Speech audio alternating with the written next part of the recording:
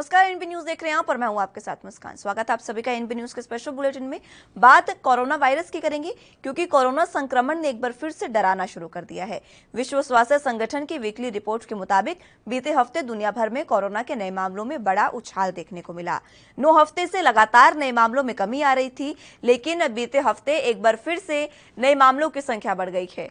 और डब्ल्यूएचओ की रिपोर्ट के मुताबिक बीते हफ्ते दुनिया भर में 30 लाख से ज्यादा नए मामले सामने आए हैं। डब्ल्यूएचओ ने मंगलवार को कोविड-19 अपनी वीकली रिपोर्ट जारी की। इसमें 5 जुलाई से 11 जुलाई के बीच के आंकड़ों को लिया गया था। डब्ल्यूएचओ ने बताया कि इस दौरान दुनिया भर में 30 लाख से ज्यादा नए मामले सामने आए हैं, जो पिछले कुछ दिनों की तुलना में बहुत ज्यादा हैं।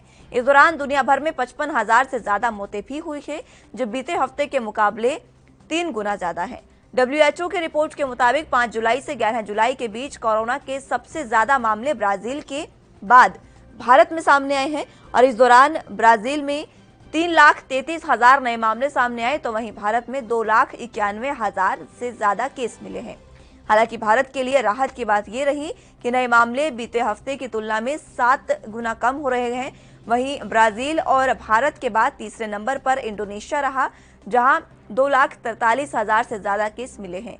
यह आंकड़ा बीते हफ्ते से 44 ज्यादा था। 2,10,000 केस के साथ यूके चौथे नंबर पर और 1,74,000 केस के साथ कोलंबिया 5वें नंबर पर रहा। रिपोर्ट में कहा गया कि कोरोना का डेल्टा वेरिएंट दुनिया भर में तेजी से फैल रहा है और अब तक 111 देशों में इसके मामले सामने आ चुके हैं। डेल्टा वेरिएंट पहली बार भारत में ही सामने आया था। डब्ल्यूएचओ ने चेतावनी दी है कि जिन देशों में पाबंदियों में छूट मिल गई है और जहां लोगों की आवाजाही बढ़ गई है, वहां कोरोना के नए मामले और मौतों में तेजी देखने का अंदेशा है।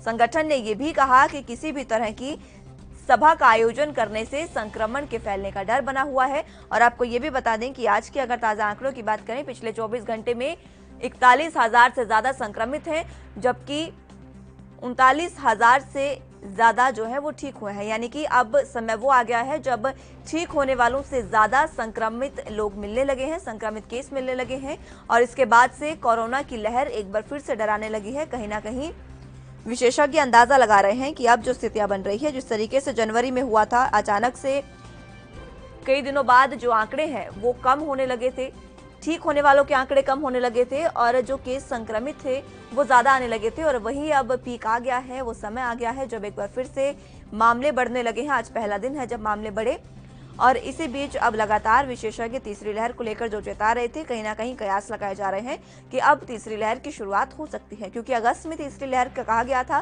कि अगस्त में देखने को मिल सकती है और फिलहाल अभी जुलाई आधा निकल गया है और अगस्त आने में 15 दिन मात्र बाकी है और इसके बाद हो सकता है कि तीसरी लहर का सामना देश को करना पड़े।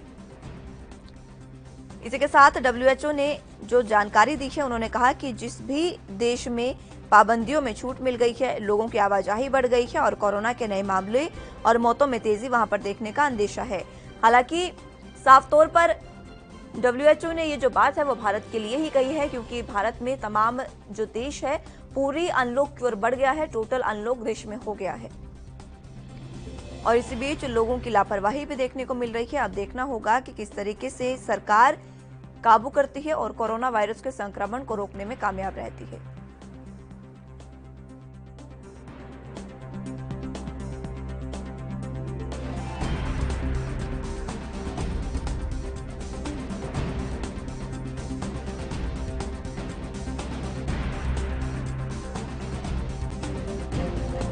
संक्रमण ने एक बार फिर से डराना शुरू कर दिया है और अब देखना होगा कि हालात किस तरीके की तीसरी लहर में बनते हैं, क्योंकि तीसरी लहर लगातार डरा रही है और जिस तरीके से हमने पहली और दूसरी लहर का सामना किया, वो पहली लहर में हमने फिर भी कुछ हद तक चीजों को समझा, लेकिन दूसरी लहर में चीजें समझने के बावजूद भी इतनी ज्यादा मौतें हुई है, इतना ज्यादा संक्रमण फैला और तीसरी लहर और भी ज्यादा घातक बताई जा रही है।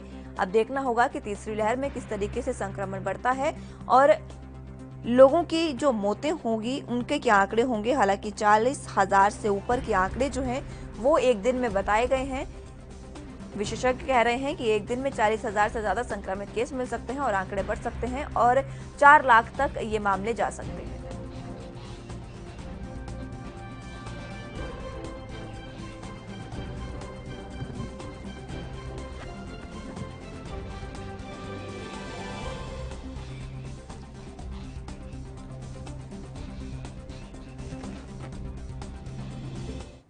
इसी पर आज हम चर्चा करेंगे। हमारे साथ डॉक्टर आर.एन. टंडन मौजूद हैं, पूर्व जनरल सेक्रेटरी हैं आईएमए से। बहुत स्वागत है सर आपका। और राजीव तिवारी हमारे साथ संवाददाता दिल्ली से जुड़ चुके हैं। सबसे पहले राजीव, आप ही का रुख करूंगी। फिलहाल दिल्ली में किस तरीके के कोरोना के हालात हैं, उन पर उनका जायजा आपसे लेना चाहेंगे। संक्रमण को लेकर किस तरीके की स्थितियां हैं और क्या कुछ आंकड़े दिल्ली के हैं? देखिए बिल्कुल बताइए, जिस तरीके से बात करें आंकड़ों की तो दिल्ली के अंदर लगभग 50 से नीचे आंकड़े आ चुके हैं और कहीं ना कहीं दिल्ली सरकार इसको सराहनीय मान रही है। मगर जिस तरीके से आंकड़े घट रहे हैं वो दिल्ली सरकार नहीं बल्कि में लॉकडाउन जो समाधान था वो कहीं ना कहीं रास्ता निकालता हुआ नजर आया। मगर जिस तरीके से वैक्सीन की कमी है दिल्ली के अंदर अब, तो कहीं ना कहीं स्थिति बिल्कुल डरावनी होती जा रही है। और तीसरी लहर से जो कहा जा रहा है कि दबे पांव तीसरी लहर दिल्ली के अंदर भी दस्तक दे चुकी है और कहीं ना कहीं उससे बचने के लिए कोशिश की जानी चाहिए। मगर अभी तक जो समाधान है यानी वैक्सीन, वो वैक्सीन अभी तक जनता तक नहीं मिल रही है और जनता कहीं ना कहीं सरकारों की तरफ देखती भी नजर आ रही है। और कहीं ना कहीं सीधे सीधे कहें तो दिल्ली सरकार जो केंद्र सरकार के ऊपर आरोप लगा रही है कि उनको वैक्सीन नहीं दी जा रही है और वैक्सीन केंद्र सरकार की तरफ से कहा जा रहा है कि हम पर्याप्त मात्रा के अंदर दिल्ली को वैक्सीन दिला रहे हैं। मगर जिस तरीके से और राज्यों के अंदर भी स्थिति है वो कहीं ना कहीं चौंकाने वाली है, क्योंकि और राज्यों के अंदर भी इसी तरीके की स्थिति है कि वैक्सीन की कमी होती नजर आ रही है। जी बिल्कुल डॉक्टर साहब, आपका रुख करना चाहूंगी। डब्ल्यूएचओ की वीकली रिपोर्ट जिस तरीके से आई है, 5 से लेकर 11 जुलाई तक की रिपोर्ट है, जिसमें संक्रमण और ज्यादा बढ़ने का खतरा है और संक्रमण और ज्यादा बढ़ा है, केसेस भी बढ़े हैं, ये तमाम जानकारी उसमें दी गई है। अब ये वाकई चिंता का विषय हो जाता है, क्योंकि आज के आंकड़े अगर हम देखें तो पहली बार काफी लंबे समय के बाद पहली बार ऐसा हुआ जब ठीक होने वालों की संख्या कम हो गई है और संक्रमित लोगों की संख्या ज्यादा हो गई है। तो क्या वाकई अब कयास लगाए जा सकते हैं कि तीसरी लहर का खतरा जो लगातार बना हुआ था वो अब आने को है? ये बहुत समय से हम लोग ये बात कर रहे हैं कि थर्ड वेव आएगी तो क्यों आएगी और उसकी क्या वजह। जिस तरह से सेकेंड वेव में हमने देखा कि फर्स्ट वेव के खत्म होने के बाद जिस तरह लोगों ने कोरोना एप्रोप्रिएट बिहेवियर को छोड़ा और उत्सव मनाने के मूड में आ गए थे, वही चीज अभी सेकेंड वेव खत्म भी नहीं हुई है, परंतु लॉकडाउन खत्म हुआ तो लोगों ने उत्सव का माहौल सा क्रिएट हो गया और लोगों ने हर तरह से घूमना फिरना और हर जगह आना जाना शुरू कर दिया, जिसके ऊपर प्रधानमंत्री ने भी चिंता जताई और हम लोग तो काफी समय से चिंता जता रहे हैं कि अगर इस तरीके की सिचुएशन होगी तो थर्ड वेव आएगी। और जहाँ तक नंबर्स की बात है, 5 स्टेट्स में जो है जरूर चिंताजनक होते जा रहे हैं, चाहे वो केरल हो, चाहे महाराष्ट्र हो, चाहे वो तमिलनाडु हो, चाहे वो उड़ीसा हो, नॉर्थ ईस्ट स्टेट्स हो, क्योंकि जो नंबर कम होना शुरू हुए थे वो एक प्लेट्यू पे आ गए। जिस तरीके की स्पीड थी नंबर कम होने की पिछले हफ्तों में, वो इस हफ्ते में नहीं देखी गई है। नंबर बहुत धीरे धीरे कम हो रहा है और कहीं कहीं पर बढ़ना शुरू हो गया, यानी कि कहीं कहीं पर प्रॉब्लम आना शुरू हो गई है। और ये भी अनुमानित है कि 20% जो हमारी डिस्ट्रिक्ट है जहाँ पे नंबर कोविड सेकेंड वेव के कम होना शुरू हो गए थे वहाँ पर बढ़ना शुरू हो गए, यानी कि अगर वहां नंबर बढ़ना शुरू हुआ है तो वो थर्ड वेव की दस्तक है। आवाज आ रही है कि थर्ड वेव आ चुकी है। और ये सबको पता है कि डेल्टा वेरिएंट जिसने सेकेंड वेव हमारे हिंदुस्तान में फैलाई और जिसकी वजह से इतनी मुश्किलें आई, वो डेल्टा वेरिएंट पूरे विश्व में फैल चुका है, यानी कि और उसके बाद भी हम समझ नहीं रहे हैं डॉक्टर साहब, उसके बाद भी समझने की कोशिश जनता नहीं कर रही है। सबसे बड़ी प्रॉब्लम यही है कि हमारा वैक्सीनेशन जो करीबन 40 लाख प्लस चल रहा था वो भी 30 लाख के आसपास आ गया है और जनता जो है बिल्कुल भूल चुकी है कि कोरोना था या कोरोना है या कोरोना आएगा। वो तो ये मान के चल रहे हैं कोरोना खत्म हो गया। ये लोगों को कितने समय से समझाया जा रहा है कि कोरोना अभी है, सेकेंड वेव यही है, वायरस ढूंढ रहा है अपॉर्चुनिटी दो और प्रवेश करे। और लोगों ने ये तैयारी कर ली है कि वायरस को इनवाइट कर रहे हैं, थाली परोस रहे हैं, उसके लिए हिल स्टेशन पे जा रहे हैं, रिलीजियस फेस्टिवल में जाने की तैयारी कर रहे हैं। तो ये सब चीजें आप वायरस को अपॉर्चुनिटी दे रहे हो, न्योता दे रहे हो कि आओ और अटैक करो। जिस तरह से रिप्रोडक्टिव रेट की बात हो रही है कि आर फैक्टर का मतलब है कि अगर एक आदमी इन्फेक्टेड है तो वो दूसरे को भी इन्फेक्ट कर सकता है, तो 1 है। जहाँ ये 1+ हुआ, कुछ जगहों पे 1+ देखा जा रहा है, वो दर्शाता है कि वहां पर एक आदमी से इन्फेक्शन कई लोगों को बढ़ रहा है, यानी कि थर्ड वेव की तरफ जाता जा रहा है। जो ऑलरेडी प्रेडिक्शन है कि 2 लोगों की एसबीआई की और आईआईटी से कि अगस्त के बाद ये थर्ड वेव का आना शुरू होगा और सितंबर में ये पीक लेगी। दूसरी रिपोर्ट कहती है अक्टूबर में। तो प्रेडिक्शन साइंटिफिक है, पे हैं, और वो इन्हीं सब फैक्टर्स को लेते हैं कि आर फैक्टर क्या है, लोगों का बिहेवियर कैसा है, लॉकडाउन किस तरह से खत्म हो रहा है, किस तरह से रिलीजियस फेस्टिवल मनाए जाएंगे। मैं तो धन्यवाद कहूंगा उत्तराखंड का, जिन्होंने IMA की बात मानी और बिल्कुल वहां पर बिल्कुल। कांवड़ और यात्रा को कैंसिल कर दिया। बहुत बड़ा इसी फैसला ये तरह लिया से है उन्होंने, क्योंकि बिल्कुल धार्मिक बिल्कुल भावनाएं आप इससे जुड़ी हुई हैं और उसको देखते हुए भी ये फैसला लिया गया। बिल्कुल धार्मिक भावनाओं की हमें आदर करना है, पर हम्म। धार्मिक भावनाओं के साथ हमें जीवन का भी आदर करना है। किसी के भी जीवन के ऊपर अगर कोई भी प्रभाव आएगा किसी चीज से, तो हमें उसे प्रोटेक्ट करना होता है। तो ये बिल्कुल। सब चीजों को ध्यान रखते हुए सुप्रीम कोर्ट ने भी जो है इस बात के ऊपर जो है ऐतराज जताया है कि कांवड़ यात्रा क्यों शुरू की जा रही, क्यों करी जा बिल्कुल। रही है। होम मिनिस्ट्री ने सबको चिट्ठियां भेजी है कि आपके यहाँ प्रोटोकॉल्स क्यों नहीं फॉलो हो रहा है जो हम लोगों ने बिल्कुल बनाया बिल्कुल। था। मैं यानी कि लौटूंगी होम टंडन साहब मिनिस्ट्री आपके पास। जी, मैं लौटूंगी आपके पास एक बार फिर से। जिस तरीके से आपने जिक्र किया, सुप्रीम कोर्ट ने जो नोटिस जारी किया है यूपी सरकार को और केंद्र सरकार को, राजीव इस पर आपके पास आना चाहूंगी। केंद्र सरकार को और यूपी सरकार को ये जो नोटिस जारी किया है कि आखिर क्यों कांवड़ यात्रा की जा रही है, इसमें दिल्ली का क्या रुख है और केंद्र का फिलहाल क्या रुख है? क्योंकि दिल्ली में भी कांवड़ यात्रा जो है वो बहुत जोर शोर से निकाली जाती है, और दिल्ली सरकार का फिलहाल इस पर क्या रुख है? देखिए बिल्कुल ताई, जिस तरीके से बात करें हाई कोर्ट की, तो हाई कोर्ट की तरफ से जिस तरीके से केंद्र सरकार और दिल्ली से कह सकते हैं यूपी सरकार को जिस तरीके से नोटिस दिया गया कि कांवड़ यात्रा की तैयारी क्यों की जा रही है और कांवड़ यात्रा क्यों निकाली जा रही है, मगर उत्तराखंड सरकार ने कांवड़ यात्रा को रद्द का जरूर कर दिया गया। मगर जिस तरीके से तैयारी की जा रही थी यूपी के अंदर, दिल्ली के अंदर और हरियाणा के अंदर, उससे कहीं ना कहीं चिंता बड़ी बड़ी हुई थी और कहीं ना कहीं लग भी रहा था कि वायरस का जो खतरा है वो बढ़ भी सकता है। मगर उसी के मद्देनजर रखते हुए जिस तरीके से उत्तराखंड सरकार ने वायरस को लेकर जिस तरीके से कहते हैं जो अमरनाथ यात्रा थी वो कैंसिल कर दी, और कहीं ना कहीं कोशिश यही की जा रही थी कांवड़ यात्रा कैंसिल होने के साथ साथ जनता को राहत दी जा सके और कहीं ना कहीं वायरस का जो खतरा है उसको कम किया जा सके। मगर यहाँ पर जिम्मेवारी सरकारों की बनती है, चाहे वो यूपी सरकार हो, दिल्ली सरकार हो, हरियाणा सरकार हो या और राज्य की सरकार हो, जिम्मेवारी सबकी है। क्योंकि वायरस से बचाने की जिम्मेवारी जो जनता की है, वो कहीं ना कहीं जनता जरूर नियमों का पालन नहीं कर रही, मगर सरकारों की जिम्मेवारी भी बनती है कि वैक्सीन ज्यादा से ज्यादा संख्या के अंदर लोगों तक पहुंचाई जाए और वायरस का जो खतरा है,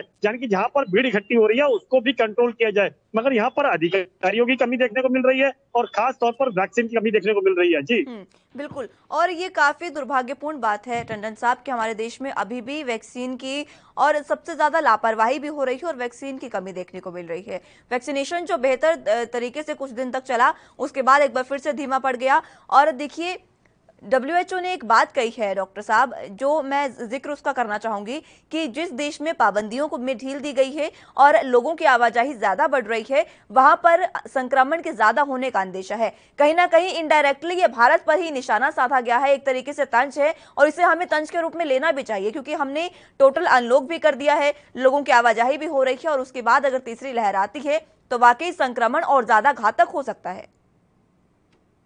हमें इस बात को नहीं भूलना चाहिए कि WHO ने आज से 1 महीने पहले भी वार्न किया था कि भारतवर्ष को अभी थोड़ा सा ध्यान रखना है कि किस तरीके से अनलॉक करना है, क्योंकि हमारी स्थिति जो है वो उस तरह की नहीं है जहाँ पे हम सब चीज़ों को अनलॉक कर दें।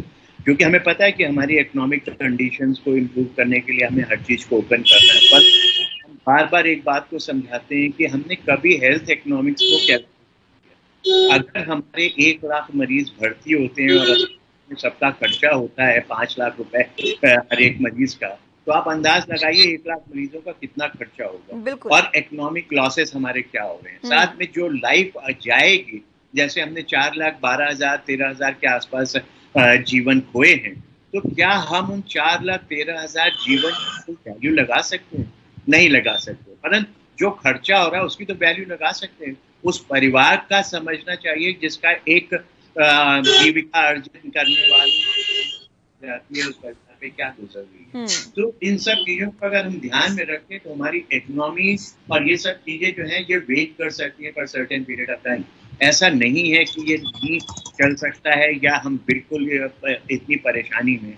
भारतवर्ष में अन्न की कमी नहीं है, इसीलिए अन्न सारे लोगों को दिया जाता है, और अन्न ही सबसे जरूरी चीज है, वो सबको मिल सकता है। अगर हमारे पास आपूर्ति करनी है तो किसी चीज के लिए हमें क्या परेशान होने की जरूरत है। हमें स्वास्थ्य की तरफ, लोगों के जीवन की तरफ ज्यादा ध्यान रखना चाहिए, ये क्योंकि हर इंसान का कॉन्स्टिट्यूशनल राइट है। और जब आप पेंडेमिक एक्ट और एपिडेमिक एक्ट की तो उसमें भी यही कहा जाता है कि हर इंसान का दायित्व है कि जिस बीमारी से किसी दूसरे को परेशानी होने वाली है तो उस पे आपको ध्यान रखना है और अपने पे संयम रखना है। तो ये सबसे बड़ी चीज है कि लोग जिस तरह से बाहर घूम रहे हैं, उत्सव मना रहे हैं, उस चीज के ऊपर निगरानी रखनी है। इसीलिए MHA मतलब हेल्थ डिपार्टमेंट की प्रॉब्लम के लिए MHA है। कल ही जो रिपोर्टें गई हैं सब सारे स्टेट्स को कि आप अपने कोरोना के जो एप्रोप्रिएट गाइडलाइंस उन्हें फॉलो कीजिए। उसका पर्पज सिर्फ यही है कि आप नहीं करोगे तो एपिडेमिक एक्ट जो है उसके अंदर हर एक इंसान लायबल है कि उसको भी कुछ ना कुछ सजा मिल सकती है अगर वो इन्फेक्शन को बढ़ाने में मदद करे। इस तरीके के प्रावधान है, इन सबको हमें ध्यान में रखना और इसकी बात करना, लोगों को समझाना है कि हर चीज आप एंजॉय कर सकते हो 2022 तक। उम्मीद यही की जाती है कि 2022 तक वैक्सीनेशन कंप्लीट होगा। बिल्कुल, बहुत बिल्कुल। सारे लोगों को लेकिन जिस तरीके की स्थितियां अभी चल रही है डॉक्टर साहब, नहीं लगता कि वैक्सीनेशन 2022 में भी पूर्ण हो पाएगा। मैं लौटूंगी आपके पास, लेकिन उससे पहले वक्त एक छोटे से ब्रेक का है, फौरन हाजिर होंगे।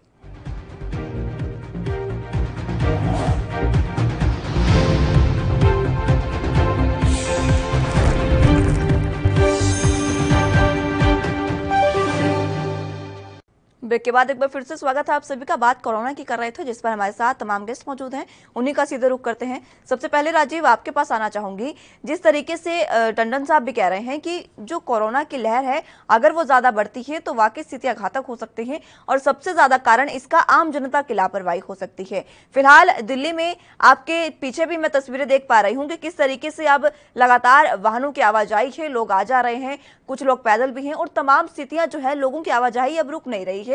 लोग अपने गंतव्य को लगातार जाते जा रहे हैं। इस तरीके की स्थितियां जो है वो अभी फिलहाल जो तस्वीरें हैं वो हम देख रहे हैं, लेकिन कई अन्य जैसे बाजार हो गए जिनको बंद भी किया गया था और कई अन्य इलाके भी हैं जहां पर भीड़ भाड़ भी हो सकती है। क्या कुछ फिलहाल वहां पर स्थिति है जनता की?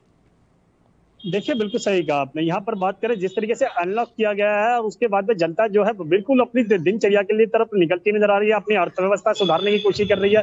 मगर यहाँ पर जो सरकारों की जो कमी देखने को मिल रही है वो सबसे ज्यादा बाजारों के अंदर कमी देखने को मिल रही है, क्योंकि वहां पर कोरोना गाइडलाइन का जो नियमों का पालन करने के लिए जो अधिकारी होने चाहिए वो नहीं है।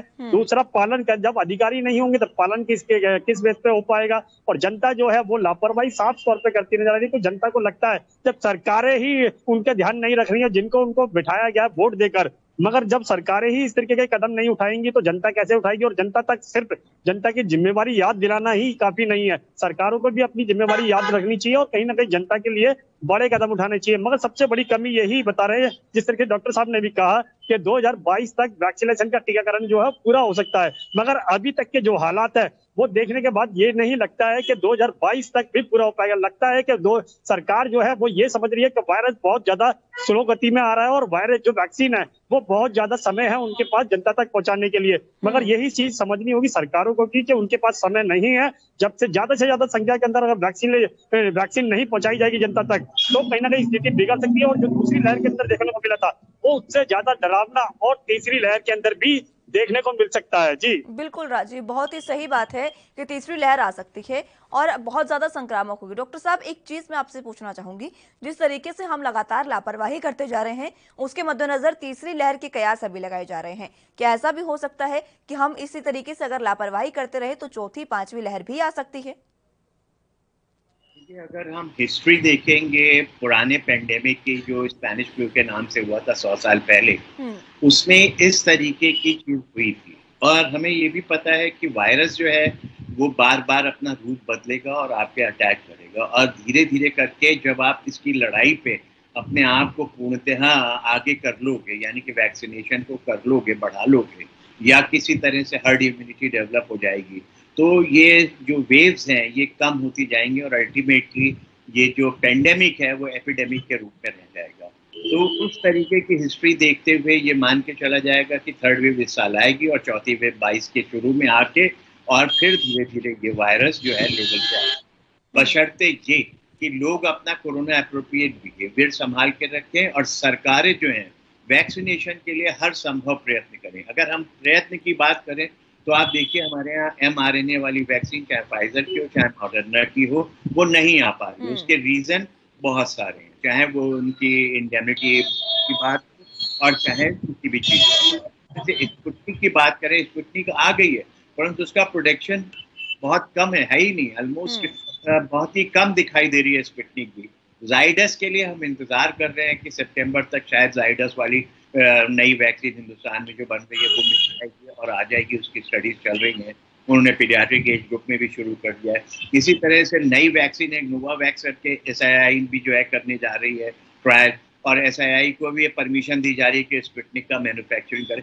तो अगर हमारा प्रोडक्शन बढ़ता जाएगा, प्रोडक्शन बढ़ना सिर्फ नहीं है, हर समय से पहले उनको ऑर्डर प्लेस कर देगी और बहुत सारा जो उनका एडवांस पेमेंट है वो कर देगी, तो वो मैन्युफैक्चरर्स अपनी वैक्सीन बनाना शुरू। लेकिन सबसे बड़ी यहाँ समस्या पर कोई यही डिले है नहीं होनी डॉक्टर साहब, चाहिए। सबसे बड़ी समस्या यही है कि हमारी जो डिसीजन मेकिंग प्रोसेस है वही बहुत लेट है। हम बहुत लेट जो डिसीजन लेते हैं और उसके बाद स्थितियां बद से बदतर हो जाती हैं। एक सवाल मेरा और है डॉक्टर साहब आपसे, जिस तरीके से अब इबोला की बात कर लें या फिर स्वाइन फ्लू, ये भी पहले लहर के रूप में आई थी और अब भी कई बार लोगों में संक्रमण इसका देखा जाता है, तो क्या कोरोना भी ऐसी बीमारी हो सकती है जो बाद में एक जो इसकी लहर है वो पूरे तरीके से खत्म होने के बाद भी कहीं ना कहीं कुछ समय बाद भी इसका असर देखने को मिले?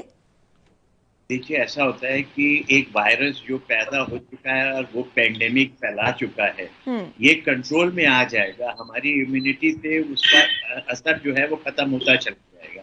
परंतु ये वायरस आमतौर पे रह जाता है और वो फिर छोटे छोटे ग्रुप में इन्फेक्शन और ये सब करता रहेगा, उसकी हमें चिंता नहीं है। आप जितने इन्फ्लुएंजा वायरस देख रहे हो वो सब आते हैं जाते हैं, बहुत ज्यादा कई बार संक्रमण करते हैं, पर उसके बाद एक सीमित रूप में इतना संक्रमण करते हैं कि आपको बहुत ज्यादा दिक्कतें नहीं होती, उसमें कोई डिस्कशन भी नहीं होता। तो उसकी हमें चिंता नहीं करनी, हमें चिंता करनी है इस पेंडेमिक को खत्म करनी। और पेंडेमिक सिर्फ तभी खत्म होगा जब हमारी more than 70 to 80% population world की इम्यूनाइज हो जाएगी, या तो वैक्सीनेशन के द्वारा या सबको इन्फेक्शन हो जाएगा। पहले पेंडेमिक में सिर्फ इन्फेक्शन हुआ था जिसकी वजह से पेंडेमिक खत्म हुआ था, पर अब हमारे पास एक सुविधा है वैक्सीनेशन की। तो विश्व के सभी देशों में ये चीज का चल रहा है डिस्कशन कि किस तरह से संपूर्ण पॉपुलेशन को विश्व की वैक्सीनेशन प्रोवाइड कराया जाए। कितने वैक्सीनेशन कुछ भी नहीं हो पा रहा है हमारे यहाँ, फिर भी 22% के आसपास वैक्सीनेशन हो गया है। रफली 5% लोगों को जो है हमारे कंप्लीट वैक्सीनेशन हो चुका है, यानी कि दोनों डोजेस लग चुकी है। परंतु हमें अभी सब चीजों का प्रिकॉशन रखना है। आप इंडोनेशिया में देखिए, अचानक कर 50,000 केसेस हो गए, तो हर जगह केसेस बढ़ रहे हैं। तो हमें इन सब चीजों से अपने आप को कुछ ना कुछ समझना है और उनको फॉलो करना है। और अगर यही फॉलो हम करते रहे जो हम सेकेंड वेव में मिस कर गए थे, अगर हमने थर्ड वेव में मिस किया तो हमारे लिए फिर मुश्किल खड़ी हो जाएगी। तो हमारी यही गुजारिश होगी सब सरकारों से भी, भारतवर्ष के नागरिकों से भी, कि हमें अपने आप को, खुद को संयम में रखना है और अपने आप को बचाना है। और सरकारों से यही गुजारिश रहेगी कि वैक्सीनेशन को बढ़ाने के लिए जितनी कोशिश करी जा सकती है वो करी जाए। एक दूसरे पे दोषारोपण करना या किसी चीज को कमी करना या इसकी परेशानी या उसकी परेशानी, इससे कोई फायदा नहीं। हमारा देश सिर्फ इस समय हिंदुस्तान की कम से कम 100 करोड़ पॉपुलेशन को जल्दी से जल्दी वैक्सीनेट करने का होना चाहिए, जिससे हम अपने देश के पेंडेमिक को खत्म कर सके। और अगर हमारा वैक्सीनेशन का प्रोडक्शन बहुत बढ़ता जाएगा तो हम अन्य देशों को भी वो वैक्सीन मुहैया करा पाएंगे अपने को वैक्सीनेट करने के बाद। तो हिंदुस्तान पे बहुत बड़ा सही बातें हैं ये डॉक्टर साहब जो आपने कही, और इसके लिए भी आप बधाई के पात्र हैं कि अगर हम पूरे तरीके से वैक्सीनेट लोगों को कर पाएंगे तो दूसरे भी देशों की सहायता कर पाएंगे। राजीव, आपका रुख करूंगी। देखिए, डॉक्टर साहब ने साफ तौर पर कहा कि अगर हम इसी तरीके से चलते रहे तो तीसरी ही नहीं चौथी लहर भी आ सकती है और इस तरीके का खतरा बना हुआ है। अब इसको देखते हुए हमें किस तरीके से लापरवाही जो है उसको रोकना होगा, ये बेहद जरूरी है। लेकिन फिलहाल दिल्ली में वैक्सीन भी नहीं है, और अगर पूरे देश की बात करें तो पूरे देश में जो लापरवाही लोगों की है वो लगातार बढ़ती जा रही है। इसमें लापरवाही चाहे लोगों की हो, चाहे प्रशासन की, चाहे सरकारों की, लेकिन जो आम जनता है उसी को खामियाजा भुगतना पड़ेगा और तमाम जो देश है खामियाजा उसे भुगतना पड़ेगा। देखिए, बिल्कुल सही कहा आपने। जहाँ जिस तरीके से डॉक्टर साहब ने भी कहा कि तीसरी लहर, चौथी लहर भी आ सकती है, तो यही चीज सरकारों को भी समझनी होगी कि तीसरी लहर भी आ सकती है और चौथी लहर भी आ सकती है।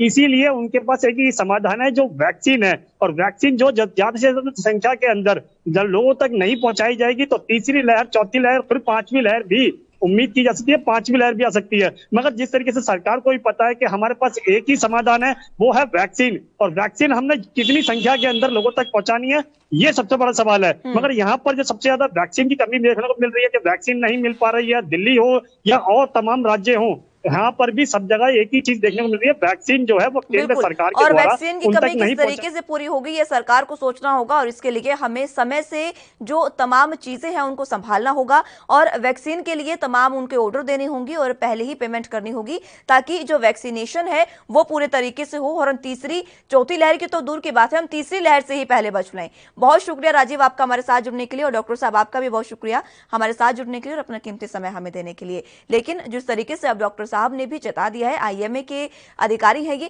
इन्होंने साफ तौर पर कहा है कि अगर हम इसी तरीके से लापरवाही करते रहे तो तीसरी ही नहीं चौथी लहर भी आ सकती है, और इसका खतरा लगातार बना हुआ है। अब सबसे बड़ी बात यह है कि सरकारें किस तरीके से इसको लेकर चलती हैं और किस तरीके से संक्रमण को फैलने से रोका जा सकता है। फिलहाल के लिए मेरे साथ बस इतना ही। आप जुड़े रहिए एनबी न्यूज के साथ। नमस्कार।